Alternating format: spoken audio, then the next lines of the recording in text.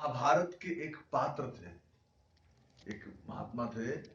दुर्योधन घर मेवा त्यागो, साग विदुर घर खायो, सबसे ऊंची प्रेम से गाई। दुर्योधन घर मेवा त्यागो, साग विदुर घर खाए। विदुर कौन थे?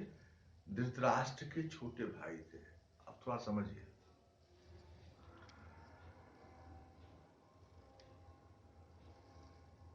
महाराजा शांतनु जा रहे थे तो उनको एक मल्लाहिन पसंद आ गई, सत्यवती। सत्यवती को इतनी खूबसूरत थी, इतनी अच्छी थी कि वो पसंद कर लिए। और उन्होंने कहा, बाबा विश्वनाथ जी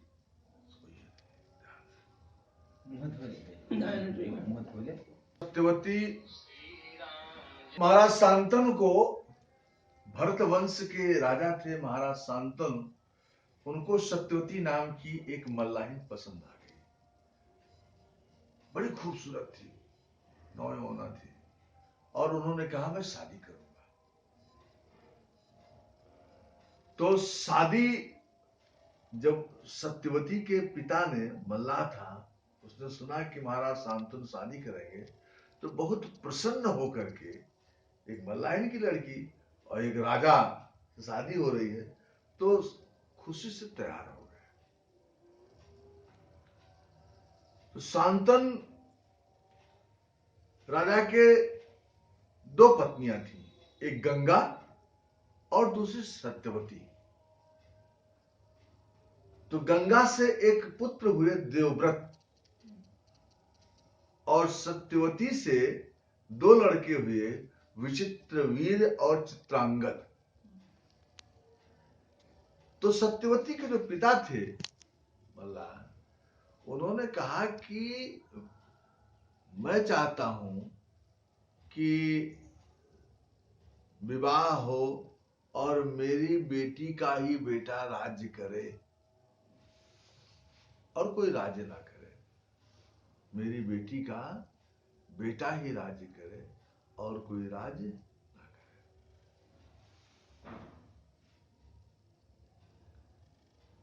तो सत्यवती के दो लड़के हुए, विचित्रवीर और चित्रांगद। लेकिन जब प्रतिज्ञा कराई, किससे? देवव्रत से। तो देवव्रत ने कहा कि मैं राज सिंहासन पर नहीं बैठूंगा, मैं शादी ही नहीं करूंगा, मैं विवाह ही नहीं करूंगा। वही बाद में भीष्म पितामह कहलाए, भीष्म कहलाए। तो सत्यवती के पिता ने कहा कि अगर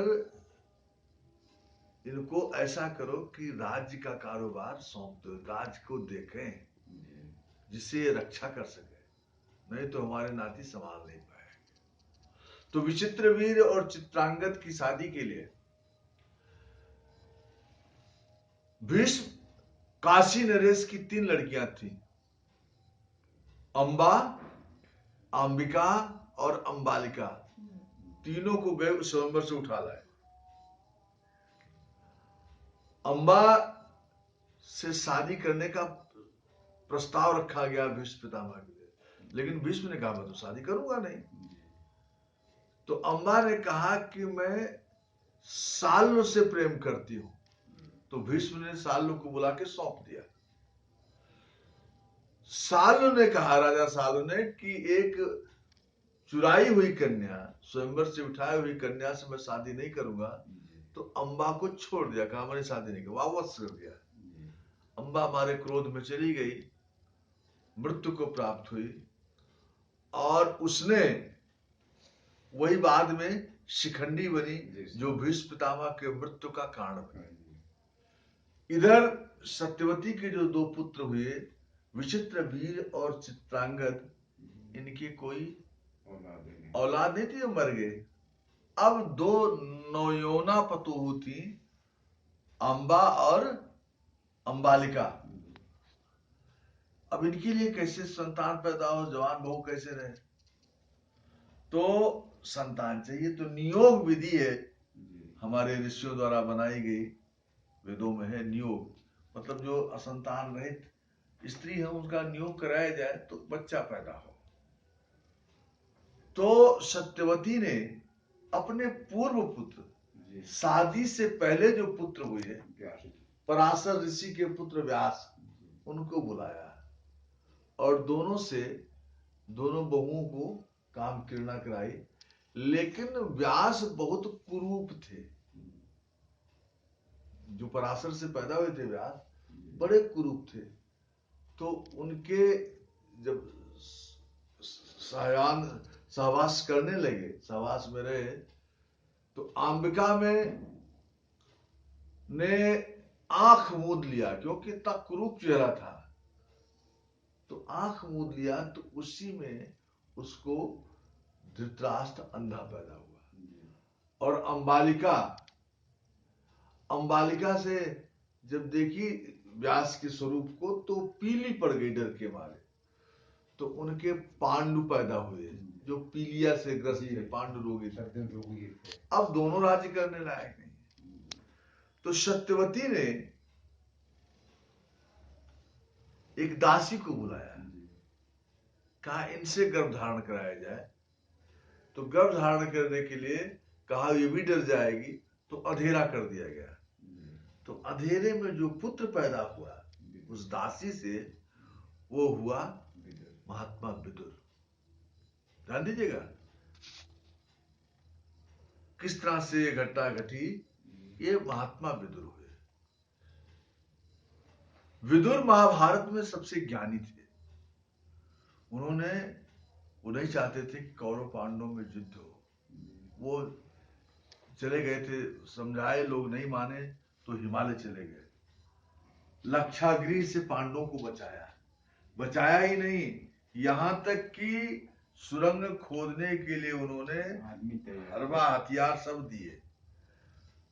द्रौपदी के चीरहरण जब हो रहा था तो महात्मा विदुर ने ही द्रौपदी को सुझाव दिया कि एक भगवान कृष्ण को याद करो। वो दूर झोपड़ी बना के रहने लगे, हट गए, और महाभारत के युद्ध में वो नहीं थे। लेकिन उन्होंने धृतराष्ट्र को उपदेश दिया, ज्ञान दिया। ठीक है, उन्हीं का एक सूत्र है जो मैं बताने जा रहा हूं। को ऐसा नहीं कि धृतराष्ट्र के लिए, हर व्यक्ति को हर समय में वो उपयोगी है।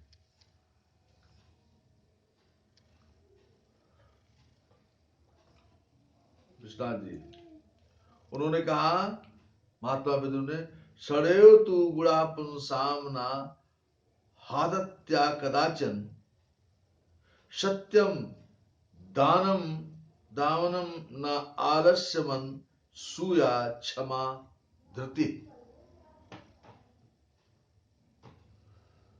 मनुष्य को सुखी रहने के लिए, प्रसन्न रहने के लिए 6 गुणों का परित्याग नहीं करना चाहिए। 6 गुण हमेशा अपना के रखना चाहिए। वो 6 गुण कौन से हैं? हर व्यक्ति को, आपको भी, आपको सबको सुखी रहने और प्रसन्न रहने के लिए 6 गुणों को कभी छोड़ना नहीं चाहिए। वो 6 गुण कौन है? पहला गुण बताया सत्य। सत्य क्या है?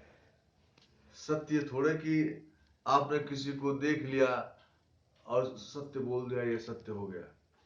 हम देख लिया आनंद को चौक में, बस सत्य बोलना है, सत्य हो गया। सत्य नहीं है।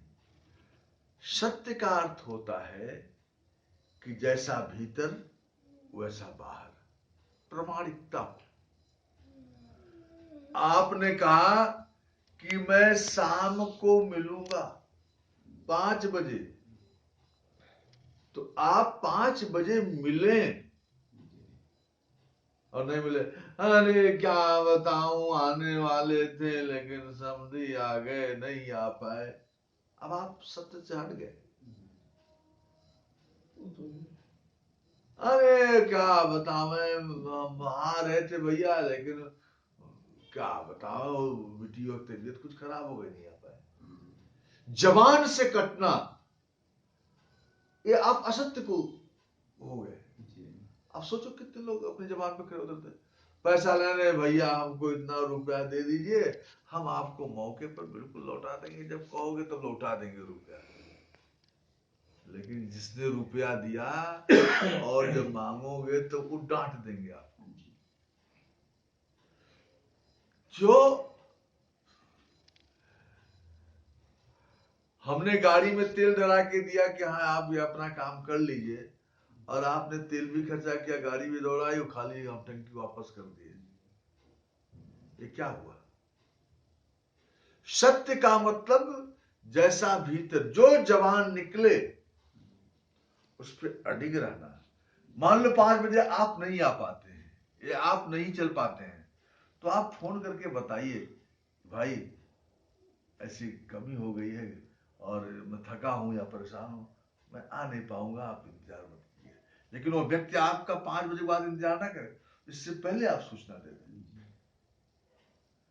मैं आया उस दिन, बहुत थके हुए थे हम, अयोध्या से आए, हमने तत्काल इनको फोन किया, प्रेम जी को, कि भाई क्षमा करो, हम और तुम्हें चक्कर आ रहा था, वो थक गया था, हम क्या आज ना बोलो।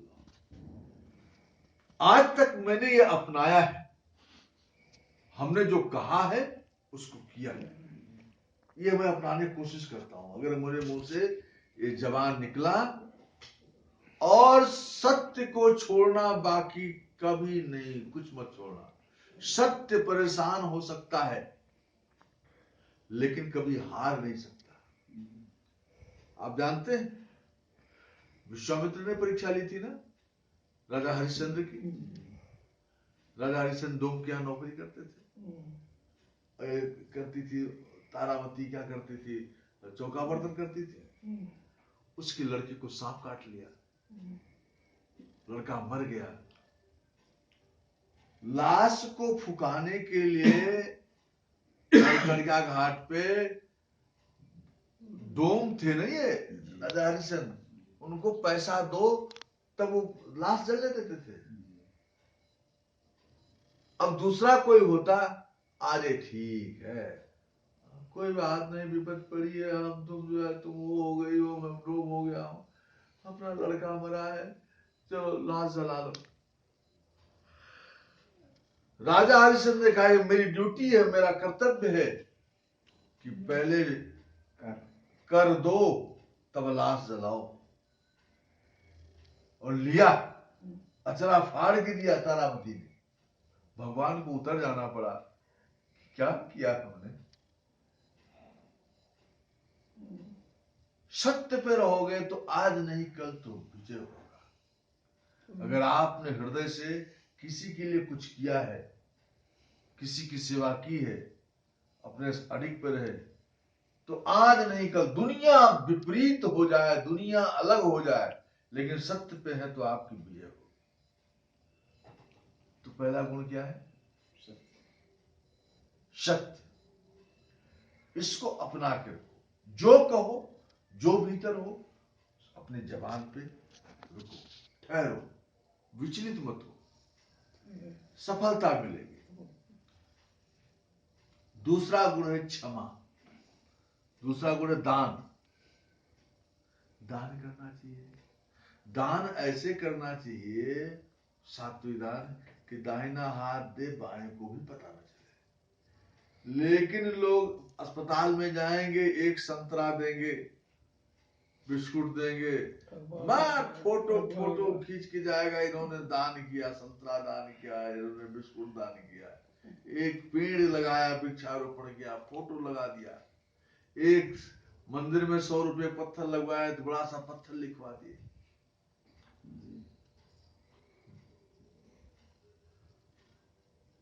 हाय हाय हाय, निदिया बैरन भैली मोर, मितऊ देहला ना जगाए, निदिया बैरन भैली मोर। एक जगह गांव में मंदिर बन रहा था, सुनो थोड़ा अटेंटिव होकर के, मंदिर बन रहा था, स्वर्ण मंदिर, जैसे अमृतसर में बना है।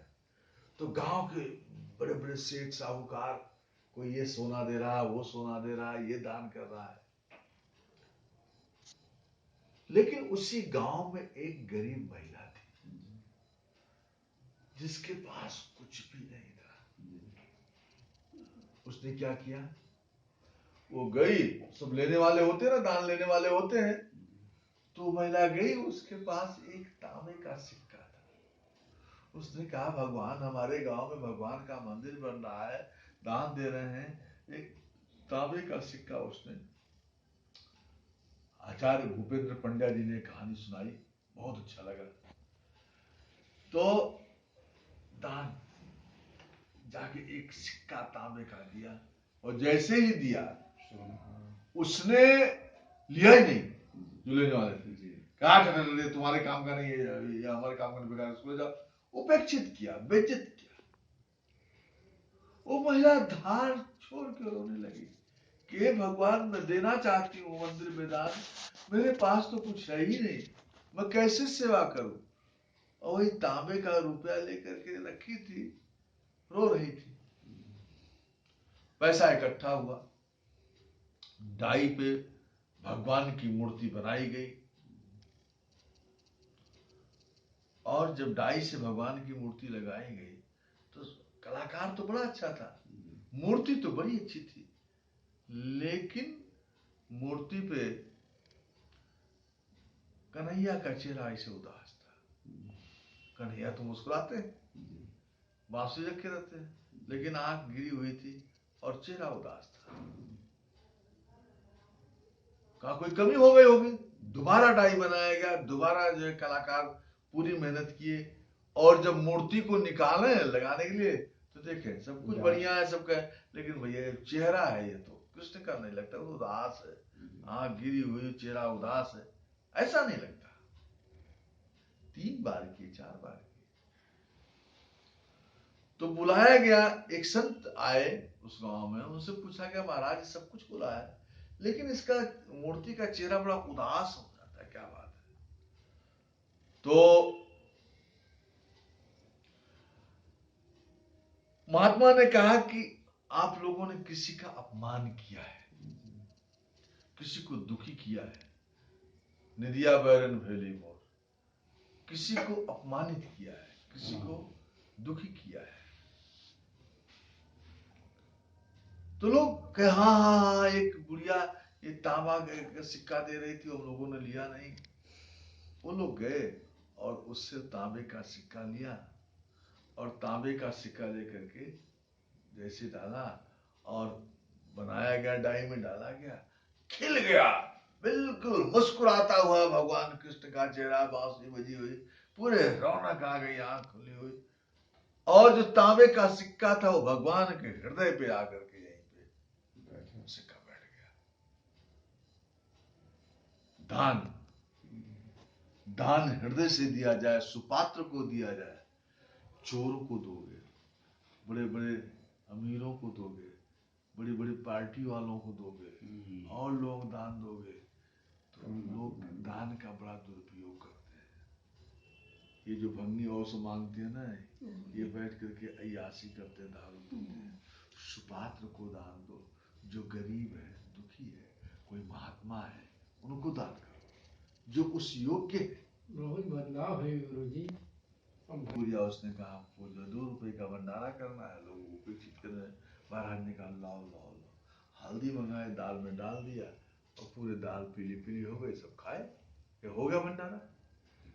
दान ये नहीं कि आपके पास धन का ही दान दो, आपके पास ज्ञान है, आपके पास बुद्धि, उसका दान दो, शक्ति है, उसका दान दो।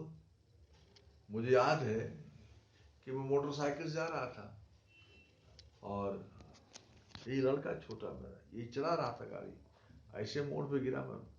आपको याद होगा जब हम अयोध्या जा रहे थे, जैसे मैं गिरा, दौड़ के एक लड़की हाई स्कूल एंटर की थी, साइकिल खड़ी की, अरे अंकल, अरे अंकल, और आई पट से उठाई, बैठाई। उसने क्या किया, शक्ति का दान दिया। आपके पास जो हो वो दो। और ये नहीं, अरे हमने तो इतने का भंडारा करा, अरे इसमें तो इतना घाटा हो गया, हमने तो ये खाया, हमने महात्मा को इतना दे दिया। ऐसा नहीं होना चाहिए। आपके पास जो है दीजिए, सहजता से दीजिए, और पश्चाताप मत कीजिए। तो वो दान करने वाला व्यक्ति कभी भगवान कभी उसको कमी नहीं होने देते। तो महात्मा विदुर कहते हैं कि पहला गुण सत्य और दूसरा गुण दान, ये कभी नहीं छोड़ना चाहिए। रुपया हो, धन हो, बल हो, जैसा भी हो, सहयोग करो। तीसरा गुण बताया, तीसरा गुण है अनुसूया। ध्यान दीजिएगा, अनुसूया। असूया पहले समझो क्या होता है। असूया माने होता है ईर्ष्या, जलन। दो चीज होता है। एक ईर्ष्या होता है कि आपकी पड़ोसी बढ़ रहा है, पटीदार बढ़ रहे हैं, ये गाड़ी आई, दो गाड़ी आई, लड़का आगे जा रहा है, एक ईर्ष्या होती है। सहज रूप से ईर्ष्या जलन होती है कि भाई चलो ये ऐसा है, जलन होता है। असूया का मतलब होता है कि आपके सद्गुण में से भी कमी निकालना। जैसे मैं पार्क में लंग्स पे बोल रहा हूं, हार्ट पे बोल रहा हूं, हार्ट की जो प्रॉब्लम होती है क्या होती है उस पे बोल रहा हूं, फेफड़े की प्रॉब्लम क्या होती है, कौन सी बीमारियां होती, क्या खाना चाहिए, क्या करना चाहिए, उस पे बोल रहा हूं। अरे ये तो एमआर थे, इनको तो सब पता था, वही सब कर रहे हैं, कौन बड़ा ज्ञानी। अब क्या है, ईर्ष्या हो गई। हम बढ़िया कपड़ा पहन के आए, अरे ये तो अमिताभ बच्चन बनने की कोशिश करते हैं, वो करने की कोशिश। हम सुंदर कपड़ा पहने, साफ कपड़ा पहने, उसमें भी ईर्ष्या देख रहे हो। एक आदमी क्या मन लगवा रहा था, उसकी लड़की को पसंद नहीं था, उसकी पत्नी थी, वो किसी से प्रेम करती थी, विरोध करता था। अरे बड़े भारी हो गए हैं, ताकत वाले, तो मंत्री कहने बन जाते। आपके गुणों में से भी कमी निकालना। मैं सत्संग कराता था अपने गांव में, तो हमारे महाराज जी थे, सदगुरु शास्त्री जी थे, विश्वनाथ जी थे। तो मैं ले जाता, तख्ता लगवाया, माइक लगवाया, प्रचार किया, नाश्ता पानी भोजन व्यवस्था किया। 3 दिन कार्यक्रम चला। निदिया बैरन वैली को, रीढ़ की हड्डी सीधी रहेगी तो नींद नहीं आएगी। तो जब प्रेम जी हो बैठे गुरु जी करते देखे तो आराम सत्संग करा रहा था, महाराज जी बोल रहे थे बढ़िया। 3 दिन कार्यक्रम हुआ। तो चौथे दिन सवेरे जब महात्मा जी चले गए तो गांव के सब इकट्ठा हुए, 10-12 लोग, नौजवान टाइप में। कहें भैया ये इसमें खर्चा करने से क्या फायदा, इससे अच्छा बढ़िया बकरा मंगाए होते, अब बढ़िया देसी बढ़िया दारू आता, खाते पीते ऐश करते, समझ आए कहा सीताराम सीताराम हो रहा है। हमने कहा वे सब राक्षस है, गुण में भी दोष देख रहे हैं।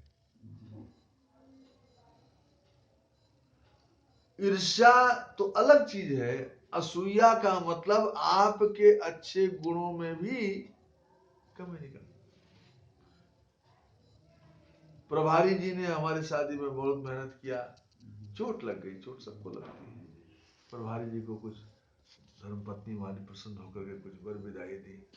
अरे अंगुलिया फाट रहा, पिचकारी इसने कर रहा है, कौन हुआ तो गुण में भी दोष देख रहे हैं।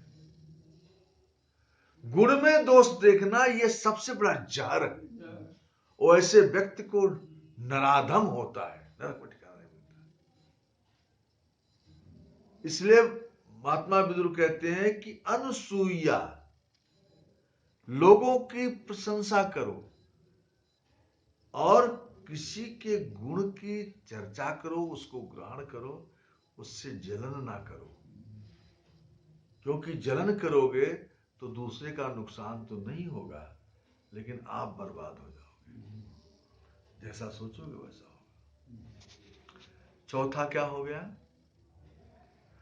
एक हो गया सत्य, दूसरा दान, तीसरा अनुसूया, चौथा अनालस्य, कर्मठता होनी चाहिए। काम करते रहना चाहिए। अरे ठीक है, हो जाएगा, क्या पकड़ पकड़ किए हैं। बाप कहता है बेटा कर डालो, इसको भी करना है। अरे हो जाएगा, आप तो और दिमाग खराब किए हैं, हो जाएगा। पतों से कहा कि खाना, अरे क्या बताओ, शरीर हमारा वैसे पट रही है, क्या बना के खिलावे आपको, शांत रहिए, बहुत बोलते हैं। आलस्य, पड़े हैं, मक्खी मार रहे हैं, काम नहीं करना है, चाहे स्त्री हो या पुरुष हो। यह सबसे बड़ा दोष है। आदमी को हाथ पांव चलते रहना चाहिए, और जितना इस शरीर से काम करोगे उतना ही आप स्वस्थ रहोगे। तो चौथा क्या हो गया? अनालस्य, कर्मठता। और पांचवा है क्षमा। जाओ, मैंने तुझे माफ किया। क्षमा वीरस्य गुणम। वीरों का स्वभाव होता है क्षमा करना। चल, हमने अच्छा किया, हमने इतना काम किया, तूने अपराध ही किया, जा, I left each and everything, छोड़ दिया, माफ कर दिया। यह गुण हमेशा होना चाहिए, क्षमा भाव होना चाहिए। कोई भी शरण में आवे, कोई बात हो, क्षमा। और अंतिम गुण है धैर्य। भगवान पे भरोसा करो, सदगुरु पे भरोसा करो, और धैर्य धारण करो। आप बीज डालते हो जमीन में, और 6 महीने बाद, 21 दिन बाद अंकुरित होता है, और लगभग 4 महीने 5 महीने फसल होने में लग जाते हैं। किसान धैर्य धारण करता है नहीं? आम का बीज डालते हो, कब फल मिलता है? 20 साल बाद मिलता है ना। यह प्रकृति धैर्य धारण की है, धीरे धीरे सब होता है। और आप जल्दबाजी मत करो किसी चीज में, शांति से बैठो। धैर्य बहुत बड़ा गुण होता है, और जिसने धैर्य खो दिया उसने सब कुछ खो दिया। कितना भी बड़ा संकट आवे, दुख आवे, सुख आएगा, सुख है तो दुख आएगा, लेकिन धैर्य मत छोड़ो, उतावले मत बनो। जो व्यक्ति धैर्य धारण करता है, स्त्रियां क्या होती हैं, पति खत्म हो जाता है, पति परदेश चला जाता है, कहीं गया, वो पूरा जीवन इंतजार कर लेती है। साहस अनर चपलता क्या कहा गोस्वामी तुलसीदास जी ने, कि धैर्य के समय, विपत्ति के समय 4 लोग होते हैं, जिसमें एक धैर्य बताया। धैर्य बहुत बड़ा गुण होता है। स्त्रियां पूरा जीवन प्रतीक्षा कर लेती है पति के लिए, उन्हीं की याद में मर जाती है, लेकिन पुरुष, बीवी मरी नहीं कि दूसरा खोजना उसको, धैर्य नहीं। धैर्य बहुत बड़ा गुण है, परिवर्तन होता है। तो महात्मा विदुर कहते हैं कि ये 6 गुण जीवन में कभी नहीं छोड़ना चाहिए अगर आप सुखी प्रसन्न रहना चाहते हैं। पहला सत्य, दूसरा दान, तीसरा कर्मठता, चौथा अनुसूया, ईर्ष्या भाव ना हो, पांचवा क्या होता है, क्षमा, और छठवां धैर्य। इतना गुण हमेशा अपनाना चाहिए, आप मस्त रहेंगे। बोले सदगुरु पलटू साहब की जय।